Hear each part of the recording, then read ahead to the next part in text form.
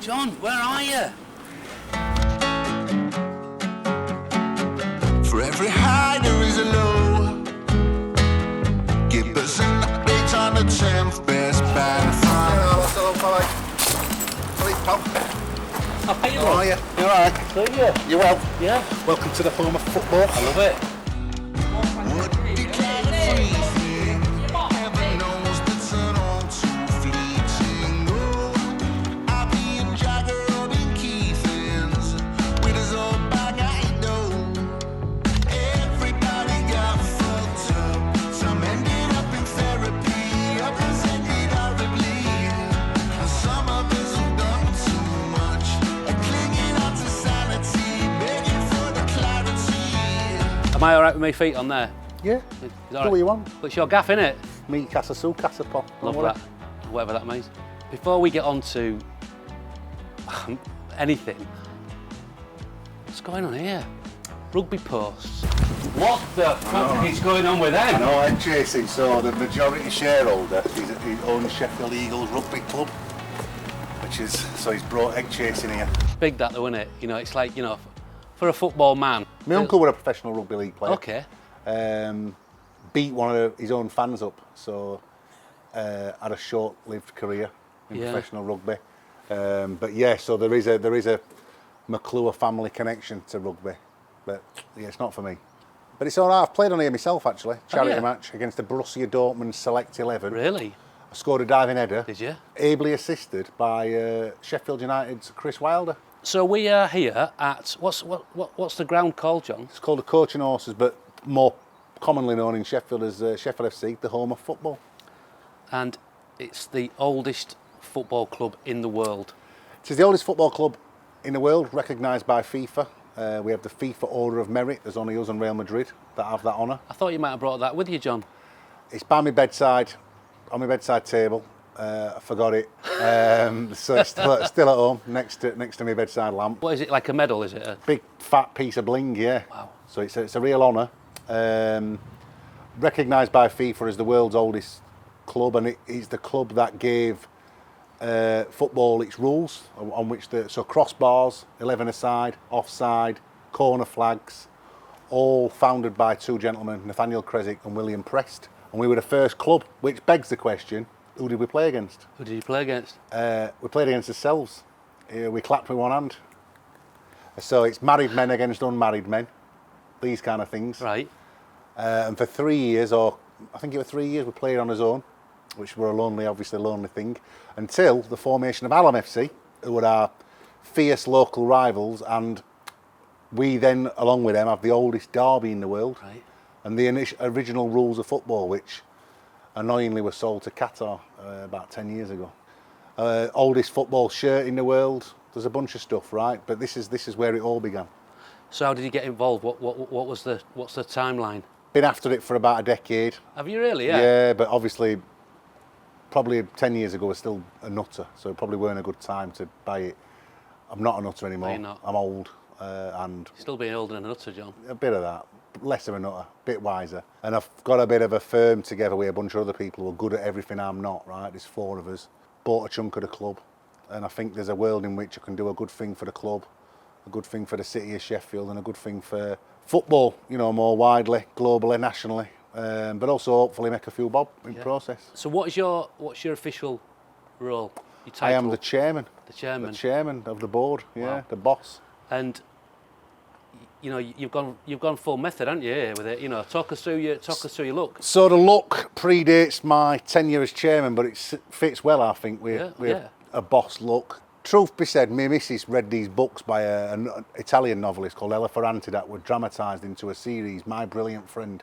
I'm sat watching this with my missus, I'm saying, Laura, even fat ugly bastards in here look good, right? They all look good.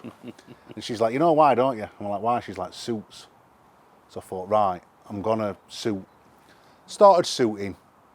Problem with these suits were, I was starting to look like a bank manager. Now I've had half a tooth for 20 years because I got it knocked out in a gig, in early Reverend and The Makers gig in Barnsley, lost a tooth. Okay. So now I'm thinking, how do I let people know I'm still a bit of a mester whilst wearing suits, gold tooth? Right. And then I got into like accoutrements. Sometimes I have a tie clip. So I have a watch on, Lovely a few watch, rings, that. just to toughen it up a bit. But the Italians have this thing, sprezzatura. Do you know about this? Sprezzatura. I don't. In Congo, they've got the sappers, le sap, right? The dandies who dress up, right? Yeah. There's an Italian sort of equivalent of it, and it's called la sprezzatura, or sprezzatura.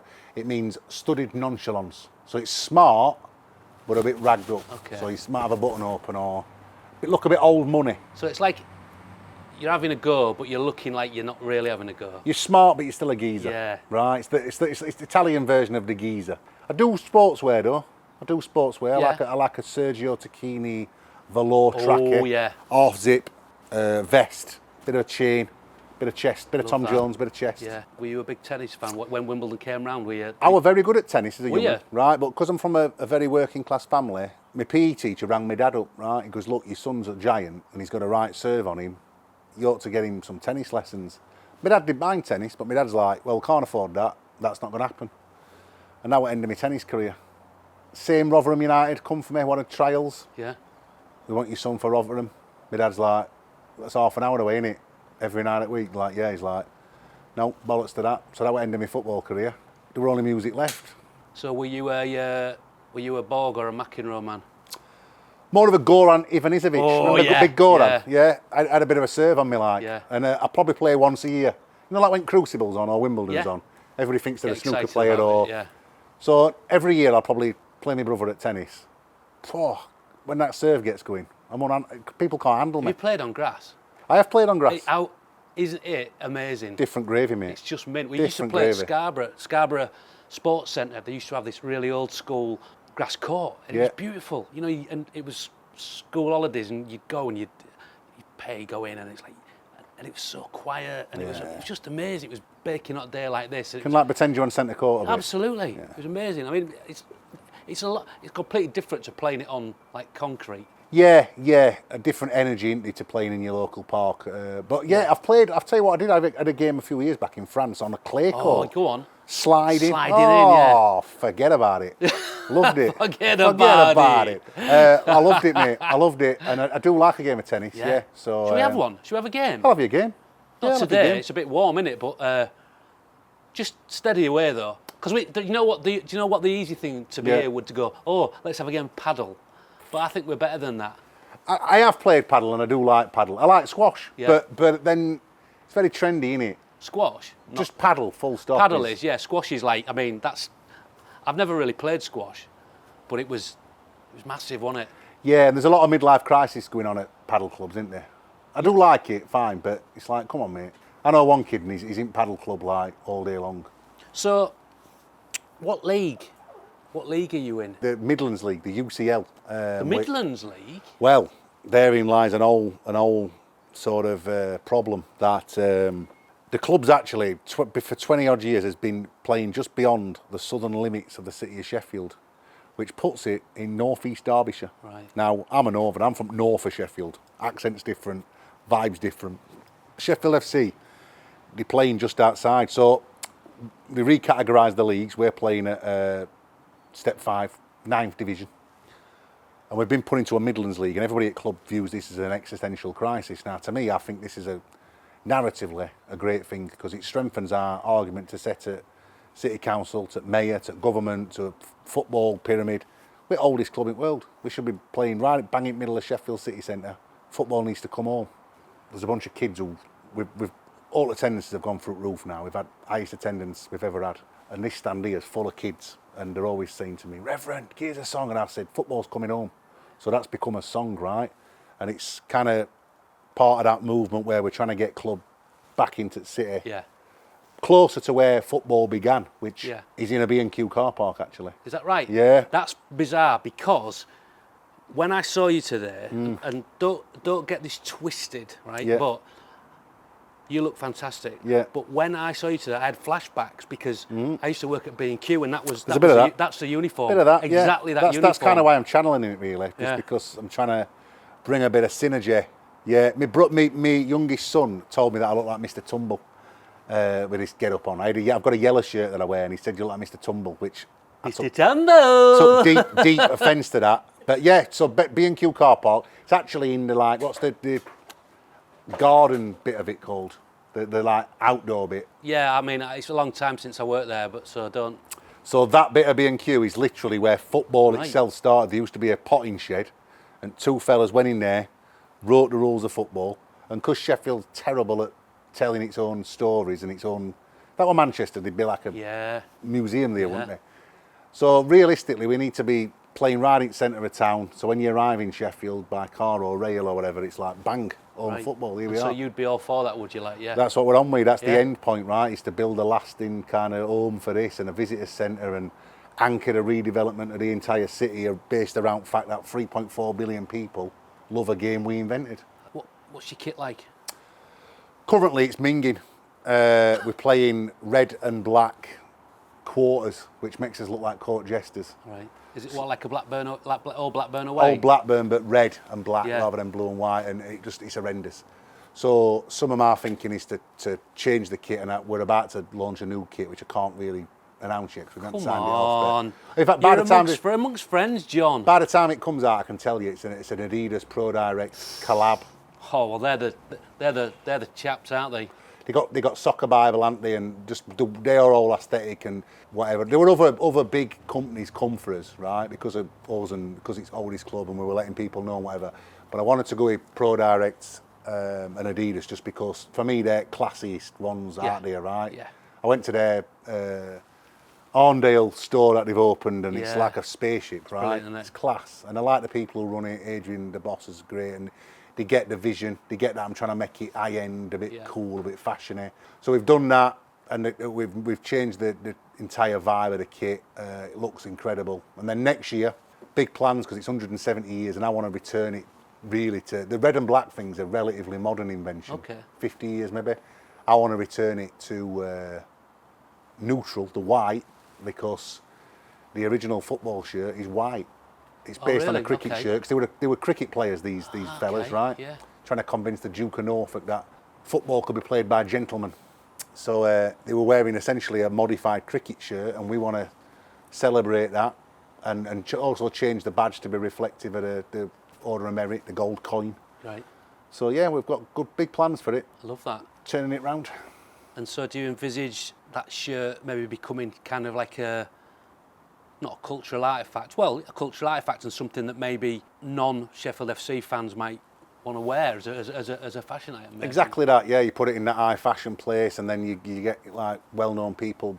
There's an element to which I have give a few people current shirt, but I'm not proud of current shirt. We look like an harlequin, like jester, and it's not a good thing to be handing out to people. Whereas as we start to develop like kits that are attractive and have a sense of fashion about them and look good with designers at Pro Direct and Adidas are like, look, it's got to look good with a pair of jeans, it's got to look good with a pair of trousers, right? Of course, yeah. And they understand that. They have them amazing kind of, especially with Soccer Bible side of it, they have amazing photo shoots, don't they?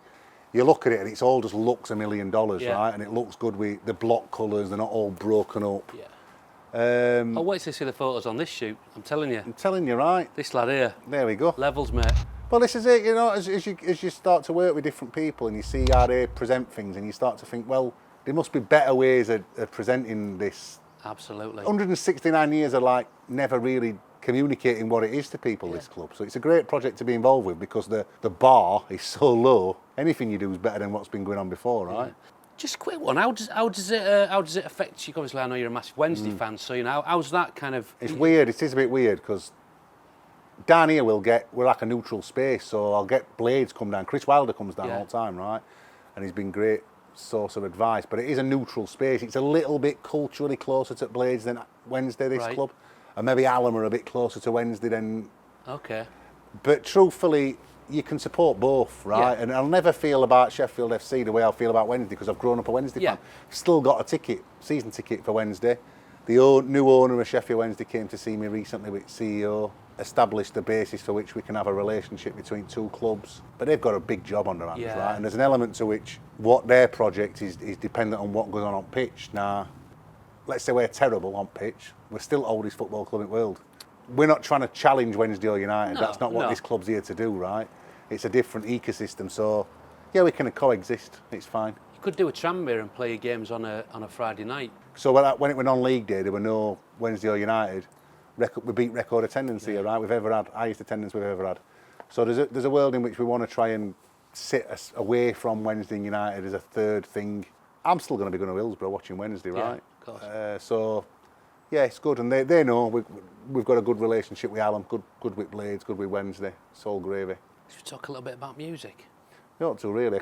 It's mad I forget that's my day job sometimes. We don't have to, but I want to, because, you know, how's things, you know, everything going with it, and when was the most recent album? That's not long ago, is it? Like a month ago. Yeah. Best-selling album I've had since debut. Another top 10. #1 independent album. #1 new album.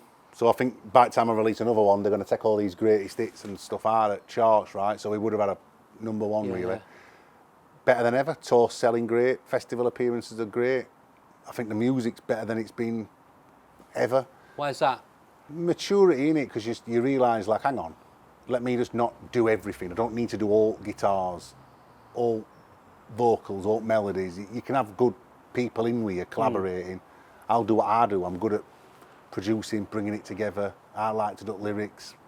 Fine, I'll just do my bit well. As you've got older and, you know, more experience, wiser, are you writing better songs? Do you think? Miles better. Yeah, Miles better. And also, like, I went through a period of being weird and political and whatever else. I'm in a period where I'm all right writing a chorus again. Yeah. Which helps, doesn't it? Yeah. You know what I mean? It does help. I hope you don't mind me asking you about this, but you lost your dad, didn't you? Yeah. Yeah, which... How long ago was that now, John? Like 2 years, but Yeah. it derailed the album because I'd recorded it once, but I Yeah. was trying to record it while he was dying. And the last thing you want to be chatting about is like kick drum sound on drums when Sure, you've of just course, come out yeah, at Cancer yeah. Ward watching your dad die. So yeah, that mashed me up a bit. Derailed album, I had to re-record it all. And I'd spent all record labels' money by that point. So they're like, you better find some. But I did it, and I think it were good for doing it. And my dad was a very, very complex man. There's a lot of people from like northern, you know, Irish backgrounds can attest. There's a not a generational fucking madness goes on, right? Yeah. So my dad were brilliant and terrible and challenging and amazing all in one swirl, right? So his death has left me a lot of things to unpack, right? But he also gifted to me the love of music. He's the one who had the record collection. Right. He could tell you about Sly and the Family Stone records and mad things from past. So yeah, he's gone now, and there's just me and my mum and my brother and our families. And it's a shame because my brother's obviously, I manage him and I'm doing Steve Bratnell thing with him, and my brother's become a megastar in time since my dad's passed, and it's a shame my dad didn't get to see that. Yeah. Welcome, ladies and gentlemen, to MOT Mix 60th. Good news is Buffy's open. Bad news is I tried to book discos tonight and they've let me down at last minute. However, my mate, the Rev, Mr. Jon McClure, has stepped in at last minute. You got your hair cut, I didn't notice. I'm sorry, girl. I'm sorry, girl. How did we get this way? Are you looking to apportion blame for the fact that we're not conversing? When you were going through that, the period post your dad passing away, what were the things that you kind of like looked to that kept you afloat, and who were the people who helped you? Well, work. Like, I'm a workaholic, right? Which I get from my dad. My dad did 55 years in NHS. So I just buried myself in work. Obviously, Steve Bratnell, my brother, Reverend and The Makers. Got a business called Day Fever that we do with Vicky McClure, like a daytime disco thing, which does really well. Now we've got this Sheffield FC thing and trying to do stuff, redeveloping City and whatever. So I just got busy as I could with that, and just, which, you know, is there like an inevitable crash at some point when you're like, all that shit you've carried around with you, just forgetting about it? And there is, I know there is. There's probably like, oh my God, I'm going to hit a wall at some point. Do you think about that? Do you worry about that, or Yeah, does that just keep you? No, I do. Like, I went to I've had a bit of high blood pressure, truth be said, and like went to doctor and she was like, you don't need no tablets. She went, you need to talk to somebody. You just carried all this. I'm that guy who everybody comes to, right? Oh, John, I've got this. Like, everybody's like, I'm carrying a lot of things, right? And but listen, music and footy, particularly music and footy, they're great, aren't they, for distracting you, right? So all this happening, like, I'm going to watch Wednesday, I'm doing this, I've got my band, and the class just take you. And also music occupies a very unique, as an artist I'm talking about now, occupies a very unique thing where you can, it's cathartic, innit? There's a song called 27 Past Midnight on an album about my dad passing, and it's like big emotional shite, innit? Sure. You can just get it out, like. Yeah. Melancholy's got the best of me till I'm lonesome crying. I'm a toast to my long gone friend tonight. Sadness for my dad is that my dad did a lot of bad shit, right, in his life. Did a lot of good shit and all, but did a lot of bad shit and managed to sort his life out, turn it round, and cruel irony is he's died just as he's got all his shit together, which is... And then I've gone on and, like, last year played biggest gig of my life, right? I've played to 8,000 people. I've played much bigger gigs, but I'm on about me headlining it, right? Played my biggest gig, 8,000, and I'm thinking, fuck it. And he used to come to all my gigs, my dad. He used to love it, right? Always be there, partying. Loves the party, my dad. And I'm thinking, 8,000 people now in hometown and he's not here to see it, which is terrible, really. And my brother's, obviously, like I said, my brother's become a mega star in the time that all this has been happening. So it's a shame, really, that he didn't get to see it. But it also makes you reflective of your own conduct and behaviour and what you're passing on to your own kids, doesn't it? There were some good things my dad bequeathed to me, but I don't want to pass some of that shit on to my kids, right? You've got to try and, like, I think your job as a father or a parent is to, like, be like a sieve. So your parents at bag of flour, right? And some of the stuff you want to let it through, you want to pass it down, but it'd be good if you could sieve out a bit of chaff, wouldn't it? You know what I mean? Get rid of some shite out. Yeah. That's my job, is to not pass on. My dad told me some of the stories about his upbringing, right? Like wild mentalness, right? He was from Workington in Cumbria, which is like makes Barnsley look like Paris. You know, you know what I mean? I love it. I go up there all the time, but it's a mad place, Workington. My thing is, I look at my kids and they're like, one of my kids cried because he couldn't have sushi a bit back. You know what I mean? I'm thinking there were none of that when we were kids. No, there was no sushi. No. And also I've been trying to tell my kids, like, I've got this mad idea I wanted to drive to Istanbul, and I've crossed Bosphorus. I've drove a car to Asia.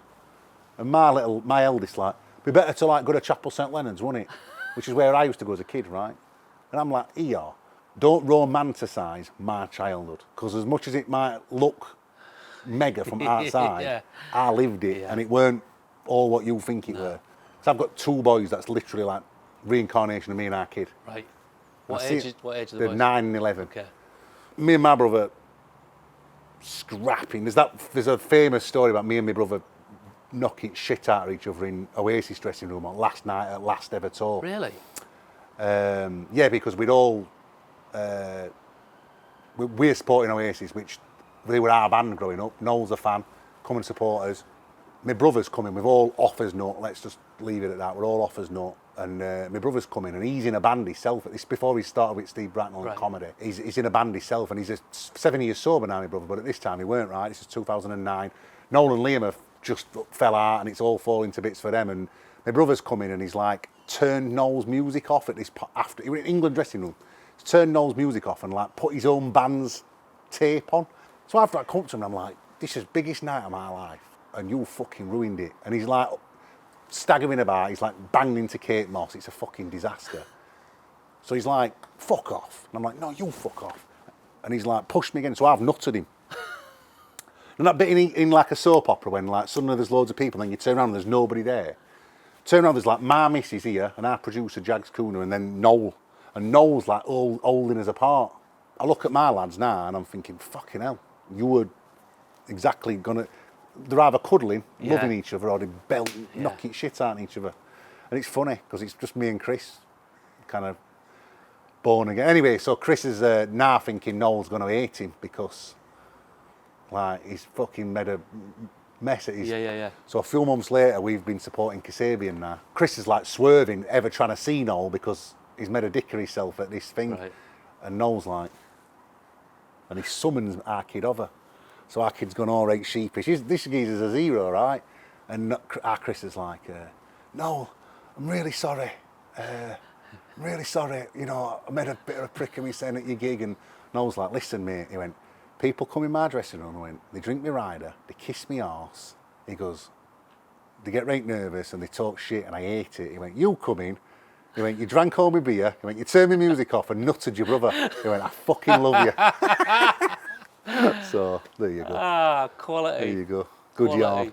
How's the music industry changed, John? And I don't mean, I'm not like teeing you up there to go, oh well, it's not what it used to be and all that kind of stuff. But it's like incredible success you've had and the longevity you've had. I suppose the question is, how have you navigated your way through it, and how is it now? How much do you enjoy it now compared to when you started off? I mean, I love it. I always have loved it. I always will. No, I haven't always loved it. I hated it in the middle. I've had a U-shaped career. Went really fucking wrong at one bit. In about 2011, guitar bands went out of fashion. Nobody could sell a record because Spotify and streaming and it were hard for a long time, right? And I played a festival in Cleethorpes for £5,000 at Stage Blow Away, right? That's how bad it got. And I've picked it up till I'm more successful than I've ever been, right? So the longevity I am the most proud of. And it's taught me lots of things about how to do business and conduct myself and one thing and another. The main thing is that you suddenly had to wear loads of hats. You had to become a content creator. You had to become a lot more kind of self-sufficient. Whereas previously, noughties, there were an army of people to wipe your arse for you, right? Unless you're at that high echelon level of Oasis and Arctic Monkeys and Killers and whatever, pretty much everybody else had to like get in and grind. Must be something about my personality type, upbringing, ADHD, whatever you want to call it. Grind suits me, no problem. So I'm a cockroach. After the end of time and the end of fucking popular music, there'll still be Reverend and The Makers.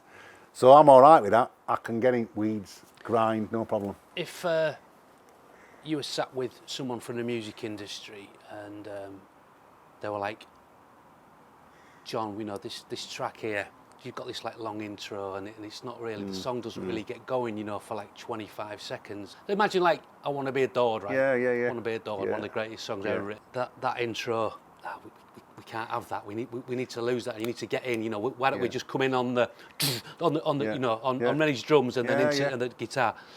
If someone from a record company said, we do this, John, we've looked at the socials and all that and the engagement, and we can, make a load of more money from doing that. And so, will you think about doing that? What would your I'd listen to what they've got to say, right? I would listen to what they've got to say because we're living different days now. But less so on Sheffield FC or Steve Bracknell or Day Fever or anything else I do because there's other people involved, right?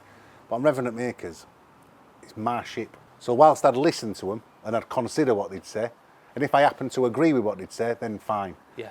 But it's Reverend and The Makers is a different thing. It's like an extension of my brain, right? Yeah. So no happens in that music unless I'm fully on board, right? It's funny, innit? Because something like I Want to Be Adored, I don't think that can get anywhere these days. That's a problem for me. It's a big problem. It's a big, because it's... So I was in a meeting and someone was like, when you put your pictures up or something like that, what you need to do is you need to go onto TikTok, see what's trending on TikTok and put that on. And I went, no. I want to put on music that I like, that I've maybe heard recently, new music if possible, and give some bands a bit of a push, but also because this is what I like, and it's an extension of my tastes. All we've got left now in the age of AI and all of this stuff is authenticity, right? Is your own authentic self. And I think we were talking off camera, weren't we, about why you and I have managed to have long careers. All right, you're not fucking Michael Parkinson and I'm not fucking John Lennon. Let's have it right. But we're doing all right. And average geezer on the street, you probably heard of us, know what we're about, whatever. A large part of that's because you've remained true unto what you're about, your own self. You're not trying to be anybody else. I think that authenticity, increasingly so, is going to become a superpower for people because you can't fake that. No. And a lot of kids don't know, they're so scared to be themselves. Sometimes some kids, they'll talk, young kids, they'll talk to me like I'm from this mythical bygone era. Right? I'm like, oh, when you did that and this, everybody. And I think there is an element to which just keep doing your thing. I listen to older people, right? I listen to younger people as well, but I listen to older people. Richard Hawley, he's like a big brother to me, right? I listen to him on a very deep cellular level. He told me a while back, and it's really good advice. He went, don't try and be in anyone else's lane. You're in a swimming pool. We're all in a swimming pool in life. Stay in your lane and swim. Good advice. Just do you. Just do you, right? Yeah. That's the thing. And it is hard sometimes. It is hard because you're like, do I need to pivot? Do I need to do this or do that? And it's like, doing this is, for me, it's the best thing I've ever done, because I'm talking to you now as John Fenners, whatever you want to know. It's me having a chat, and it's authentic, and it's me. It's literally me finding my own voice, and it's brilliant because I just love it. I'm sitting here with people I like, admire, love, who've got talent, and I want to share their stories. You know, well, I want to just hang out with people. When I've seen I've obviously watched a bunch of Life Jacket episodes, and what struck me about when I've watched them is that it's still you being you, and you're still going right back to when you started, right? And we used to watch you as kids on telly and whatever. It's still you being you. You're just doing it in a way where you're a geezer who's older. What you can't do is try and be like you were when you were 20-odd year old. But it's still you, right? And that's same with music. It's still me and my POV or whatever you want to call it, point of view, or my vibe. But I think when you're trying to recreate former glories or whatever, that you're on an hiding to nothing. Yeah. Then. What you've done with this is you created a new thing, right? Which that's what I'm trying to do. I'm not trying to endlessly recreate my first album. When people come up to me and say, I saw Life Jacket, I saw the boot room, or I saw this, it's like, that's great. For me, I want to be able to, sort of prove, not even prove it, I just want to do it because I know it's what I'm best at, and I'm more comfortable doing this. It's I think it's better for me, for my soul, than doing some of the other stuff that I used to do. Listen, without blowing smoke up your arse, it's one of the best things we've ever done. It's class, and I've watched a bunch of them. I don't know if I'm target demographic or what, but it feels like it's for me. Like I 100%, mate. 100%. Not least because I know a lot of the people you've interviewed and obviously know you, but just like, I don't know, I think having a space where you can just listen to people chatting in long form without it all being soundbitey and talk about stuff that they actually like rather than they're pretending to like.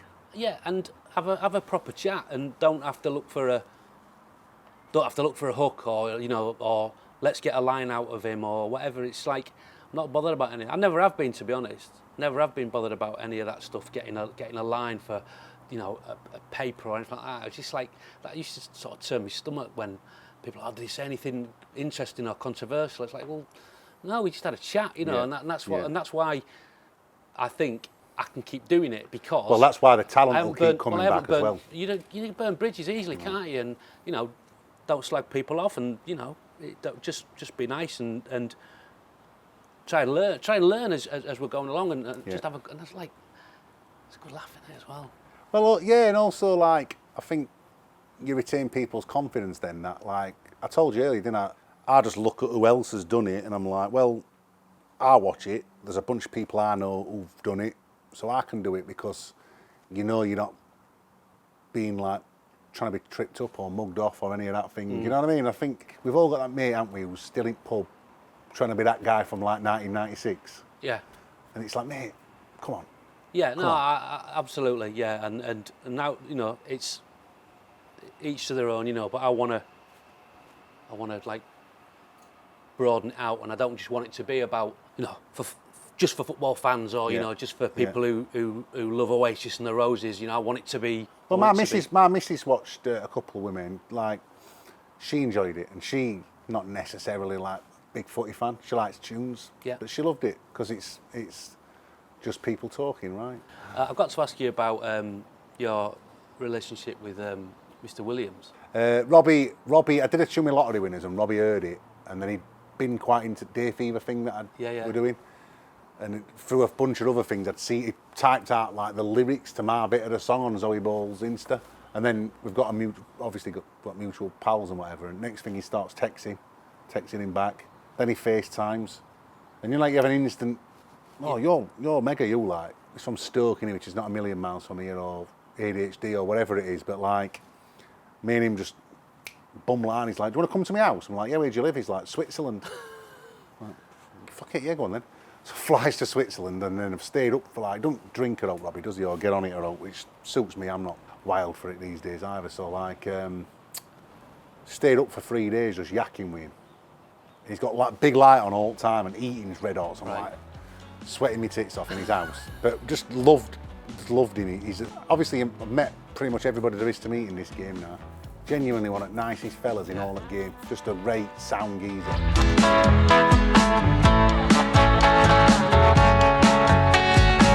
It's all alive till someone dies, and everybody on you shit themselves that we're all living on borrowed time. Not everyone can be monkey's tail. And he's great. He's a right nice bloke, and he FaceTimes me periodically when he's out and about. His life's mental, right? Like, just mental. Like, he can't go nowhere, right? No. He can't go anywhere. America probably, he lives over there now, right? He could probably go different places in America, but it's not like he can just, like when we walked at garage to get a can of pop earlier, he can't do that. He can't do all. So I feel like sorry for him in some ways. Just for the record, we did actually, we just walked down there and we got some cans and some. Imagine that though, you can't go for a can of pop. Because he must want to. He must want to pop out for a Mountain Dew. Yeah, well, he were into me about that, like getting him to bring me different bags of crisps from England because he couldn't get them in Switzerland. What did he want? I think you're after like a prawn cocktail, prawn, a bit tarty that, isn't it? A bit slutty like. What's your crisp? Hula hoop. Okay. The big ones though. What flavour?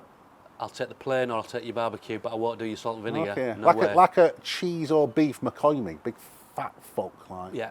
Love it. McCoy's, oh yeah, McCoy's with the, do you remember Roysters? Oh yeah. Mate, have them all the time. Wow. T-bone steak? Yeah. Forget about it. Touch me come one time. on. Yeah. Yeah. Mad for it. Yeah. We've just peaked there. I don't think it gets fucking... don't I'll get tell any better you what I than do like now and again, just for a little fucking cheeky one. Skip. Skips, yeah. Melt on tongue. Yeah, very, very old school, very sort of, very synthetic. Talking about retro confectionery, it makes me feel happy inside. Yeah. I love it. There's that kind of like comforting nostalgia thing. When did we get like this? It's not gonna bed with no kiss. I could write you 1,000 verses about how me and you's not working. When did we get this way? 'Cause you never wanna take no blame for the fact that we're not conversing. Just for the record, like, because I get asked this all the time, Yeah. you're not related to Vicky McClure, are you? No relation to Vicky. She shares a surname with us, but it's hard because there's like my brother Chris McClure, obviously, there's Vicky, and there's Laura McClure, my missus who's in band. So it's hard because everyone thinks we're like this like fucking dynasty of working class musicians and actors, and we're just me and our kid. I married Laura and we got to know Vicky. No relation whatsoever. Are you touring? Touring in November, selling well, about to sell out, bunch of dates, selling better than ever really, happy. November, not doing Sheffield because I'm going to keep my powder dry in Sheff and then do another big spectacular in Park or something probably.